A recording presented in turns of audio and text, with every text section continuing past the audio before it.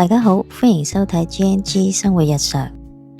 最近呢，太古地產開售咗一個新嘅樓盤，叫做海德園。我哋心血來潮呢，嚟到實地去睇一睇。項目呢係太古同埋中華汽車，即係中巴去合作發展嘅。原址呢係柴灣嘅中巴車廠。嗱，呢一個呢就唔係一個地產頻道嚟嘅，所以呢，我哋就會從歷史嘅角度去切入。中巴嘅柴灣車廠呢係位於柴灣道嘅391號，喺1977年落成啟用，由中巴斥資1200萬港元興建，佔地呢係接近16萬尺。自建成以嚟呢，就取代咗北角原有嘅車廠，成為咗中巴主要嘅車廠同埋辦公室。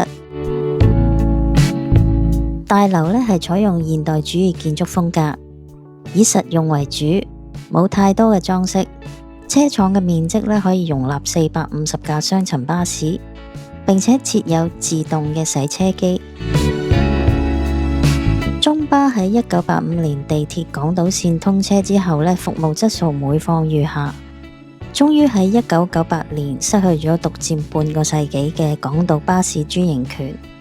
其後中巴呢就保留咗車廠嘅天台作為辦公室，其他部分呢就分別出租俾城巴同埋新巴作為臨時嘅車廠。當新巴同埋城巴呢都起好佢哋自己車廠之後呢，就搬走咗啦。而中巴呢就唯有出租俾其他嘅公司用嚟停泊貨車或者大巴等等。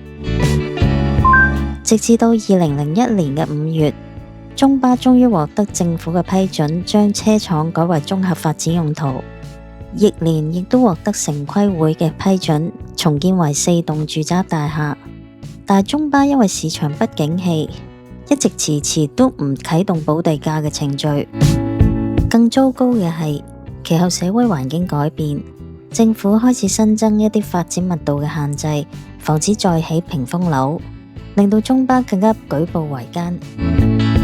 於是中巴喺2012年提出修改嘅方案，將4棟改為3棟，並且喺2015年成功招攬太古同佢合資成立 Joyful Sincere Limited， 以8.5億港元將車廠嘅地皮轉移到去合組嘅公司名下，由太古持有80%，中巴佔2成。呢一個舉動呢，曾經被中巴嘅股東批評，點解唔用競投嘅方式嚟到攞到更佳嘅回報？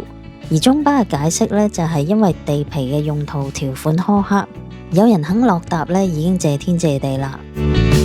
回顧過去嘅歷史呢，太古同埋中巴呢係有住深厚嘅交情嘅，唔淨止呢一個海德園，以前呢亦都有類似嘅合作，包括中巴北角英皇道510號嘅車廠改建成港運城，另外就係位於英皇道625號嘅中巴物業之後改建成寫字樓，而北角嘅中巴員工宿舍呢就改建成港淘軒。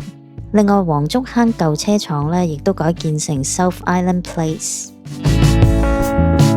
雖然拉攏咗太古啦，但係直到2021年先至完成補地價，金額呢係高達45.4億港元。我哋實地視察咗之後呢，覺得銷售呢一個樓盤都有啲難度，主要係背後有墳場啦，樓下嘅交通呢亦都有好多重型嘅車輛，非常之繁忙。暫時呢都要靠太古嘅名氣嚟到支撐啦。關於中巴車廠化身成海德園嘅介紹就到呢一度啦。如果鍾意呢條片嘅話，歡迎讚好、訂閱、留言。多謝大家收睇，我哋下次再見，拜拜。